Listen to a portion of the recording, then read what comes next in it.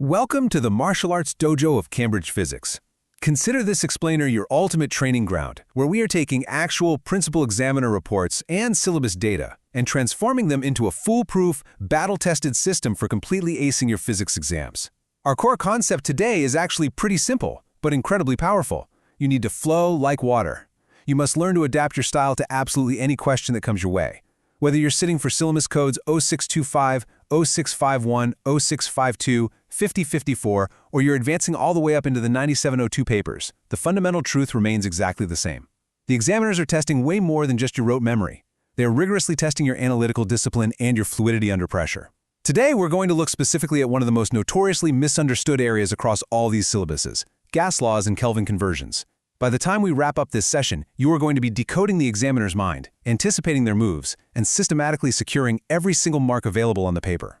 It is incredibly frustrating, isn't it? You spend hours memorizing all the physics formulas, you know the textbook inside and out, but you still end up losing marks on the actual exam. Let's uncover exactly why that happens by looking at two distinct student approaches to a classic Cambridge physics past paper question, specifically from the 0625 paper. First up, we have a student we'll call Alex. Now, Alex overloads his answers with raw physics facts. His strategy is basically a blunt force attack. He dumps every single equation he knows onto the page, hoping something sticks, but there is absolutely no structured analysis. His paper is covered in red pen marks because he isn't answering the specific question asked.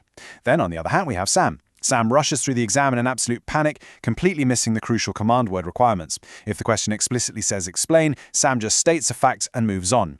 Both of these students are leaving massive amounts of marks on the table.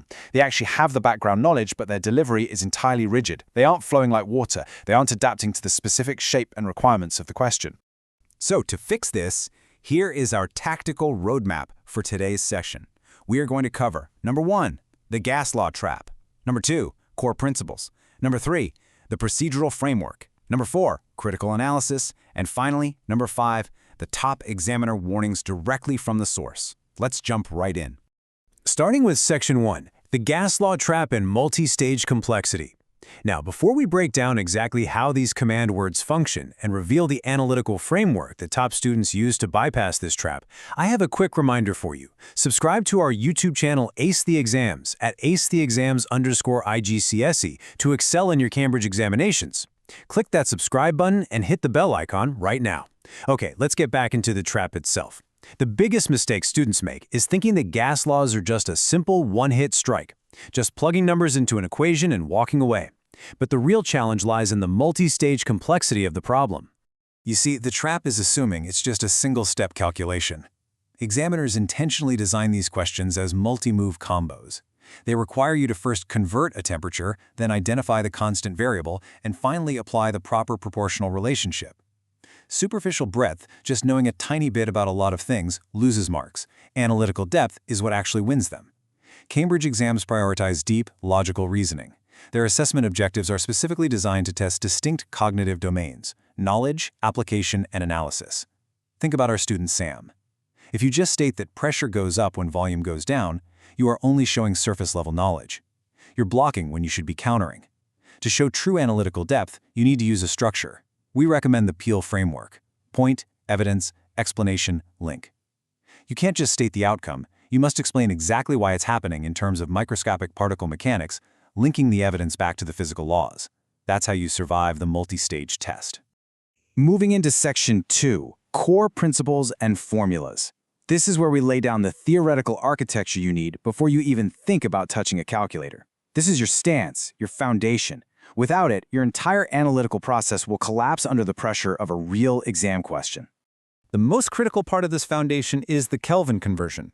The formula is T in Kelvin equals theta in degrees Celsius plus 273. Precision right here at step 1 is absolutely non-negotiable, because an error at this stage will cascade through your entire calculation, wiping out all your accuracy marks. But why is this so mathematically vital? Well, in gas laws, these proportional equations only work if you are using a thermodynamic temperature scale, which starts at absolute zero. At 0 Kelvin, the kinetic energy of the particles is effectively zero. They aren't moving. If you try to use degrees Celsius in a proportional calculation, your algebraic ratios will be completely corrupted. Think about it. 20 degrees Celsius is not twice as hot as 10 degrees Celsius in terms of actual particle kinetic energy. Examiners report year after year that students like Alex will just plug 25 degrees Celsius directly into the denominator of their PV/T equations, instantly losing all the subsequent calculation marks. You have to train yourself to make this Kelvin conversion your very first automatic reflex the second you see a temperature in a gas law question. Next, there are two completely distinct causal relationships you must be able to identify for a fixed mass of gas, and it all depends on which variable is being held constant. Let's break this down into pure particle physics, using that PEL framework we mentioned. First scenario, constant volume. If you hold volume constant and increase the temperature, what happens? The average kinetic energy of the gas molecules increases. They move faster. Because they are moving faster, they collide with the walls of the rigid container much more frequently, and with a significantly greater change in momentum per collision. Since force is the rate of change of momentum, the total outward force on the walls increases, leading directly to a higher pressure. Now, second scenario, constant temperature. If the temperature is fixed and you decrease the volume, the molecules are crammed into a much smaller space. They are traveling at the same average speed, but they hit the walls more frequently because the distance between the walls are shorter. This increases the total force per unit area, hence pressure goes up, making PV a constant. If you want top marks, you must be able to fluidly explain both of these distinct particle scenarios without mixing them up. And here is a massive secret from the principal examiners. Integrating these gas laws with other syllabus areas proves your conceptual mastery and significantly boosts your grade. It is simply not enough to just know the gas laws in a vacuum. You have to make cross-topic connections. How does the work done in mechanically compressing a gas relate to internal energy transfers? How does the microscopic kinetic energy of a single molecule relate to the macroscopic thermal properties we feel as heat? The students who consistently secure those A-star grades are the ones who can seamlessly connect thermodynamics with mechanics and kinematics. When you sit down to rewrite your answers, think about how you would link the microscopic motion of particles to the macroscopic measurement of pressure. Building that bridge in your paragraph is exactly what the examiners are desperately looking for. It changes those red pen marks into green check marks. Let's transition now to Section 3, the procedural framework. But before we get into the exact step-by-step system, I have an important message for you. Stop scrolling. Subscribe to our YouTube channel Ace the Exams at acetheexams_IGCSE to excel in your Cambridge examinations. We've helped thousands of students improve by 2 to 3 grade boundaries. Join them right now by subscribing to @acetheexams_IGCSE and turn on all notifications so you never miss our weekly exam strategy sessions. All right, let's look at the actual 5-step processing sequence that guarantees your marks. This is your physics success blueprint. This is how you stop acting like Alex and Sam and start operating like an expert. Step 1, identify the key elements. You deconstruct the data. Underline the command word. Is it state, explain, or calculate? Highlight whether the gas is at a constant volume or constant temperature. Step 2, apply relevant principles. Stop writing every equation you know. Strictly select only the one analytical model that fits the specific scenario. Step 3, execute the analysis. This is where you lay out your algebraic working step by step, showing every single substitution clearly. Step 4, verify results. Take a breath and ask yourself, does this number actually make physical sense? If you calculated a temperature of -500 degrees Celsius, you know you've messed up because that's below absolute zero. Finally, step 5, present correctly. Give your final answer with the correct significant figures and the proper SI units. By forcing yourself into this 5-step blueprint, you create a fluid, unbreakable chain of logic that captures every single available mark. Now, let's put this into practice with a quick interactive workshop. Imagine you are in the exam, the clock is ticking, and you are presented with a massive, complex data table full of physics variables. You need to seamlessly extract the data, map the relationships, and draw evidence-based conclusions. In Cambridge physics, data rarely hands you the answer directly. You have to aggressively interrogate it. Imagine a 60-second timer on the clock right now. Could you scan that table and instantly extract the initial pressure and volume? Could you spot the unit anomalies, like the examiner is sneaking in kilopascals instead of standard pascals? Could you correctly interpret whether the trend shows an inverse or direct relationship? This is where your skills transition from mere textbook memorization to active professional scientific analysis.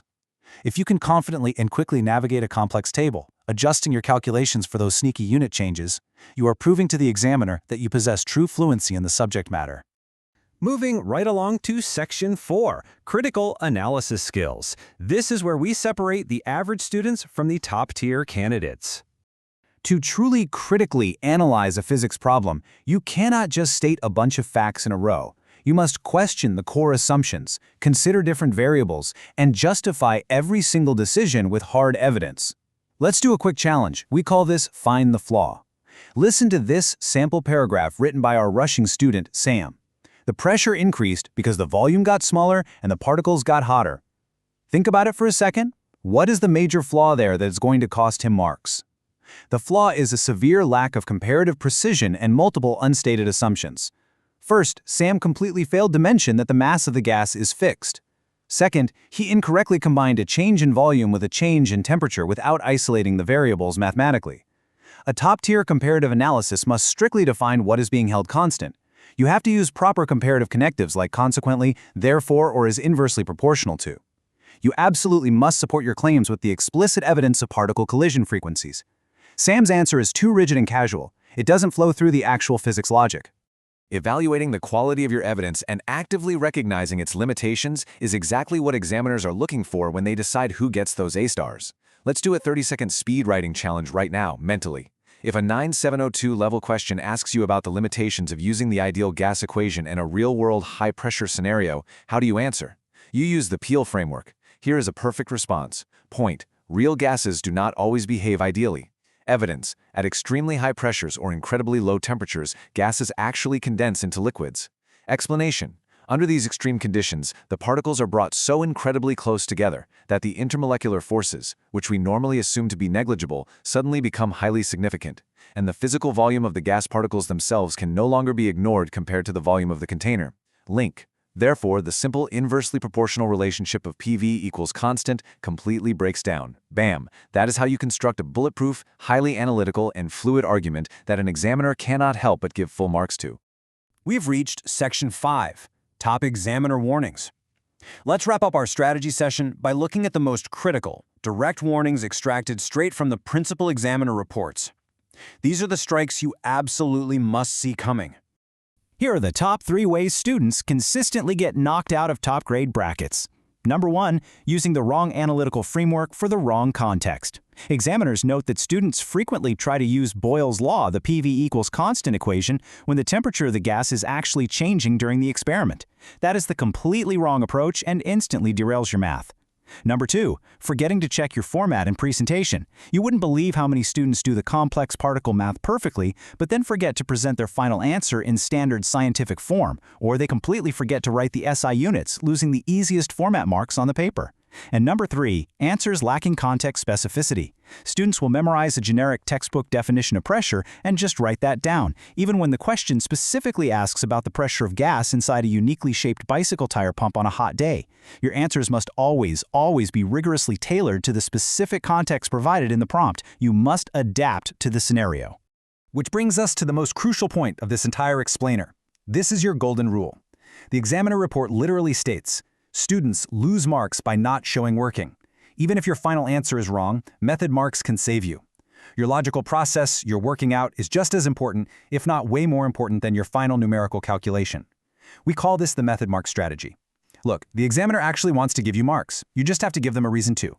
If a gas law calculation is worth 4 marks, and you make a silly, panicked arithmetic error on your calculator in the very last step, but you have clearly shown the correct formula, the correct Kelvin conversion step, and the correct algebraic substitution on the page, you will still walk away with 3 out of 4 marks. But if you operate like Alex, and you just do it all in your head and write down the wrong final number with 0 working out, you get absolute 0. Never ever hide your methodology. Your step-by-step working out is your ultimate safety net in this dojo.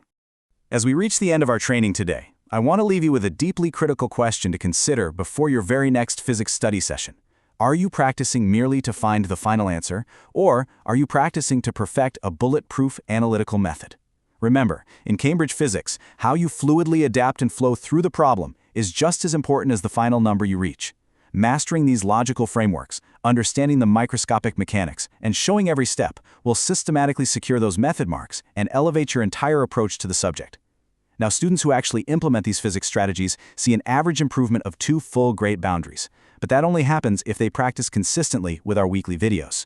So here's your final reminder: subscribe to our YouTube channel, Ace the Exams, at @acetheexams_IGCS, to excel in your Cambridge examinations. Subscribe right now to @acetheexams_IGCS and click that bell. Don't let another exam pass you by. Also, I want to hear from you. Drop a comment below with your target grade for physics and the biggest challenge you're currently facing in your revision. Our team reads and responds to every single comment. Like and share this explainer with your study partner so you can both level up. Ace the exams. Your Cambridge success starts here. Keep flowing, keep adapting, and I'll see you in the next one.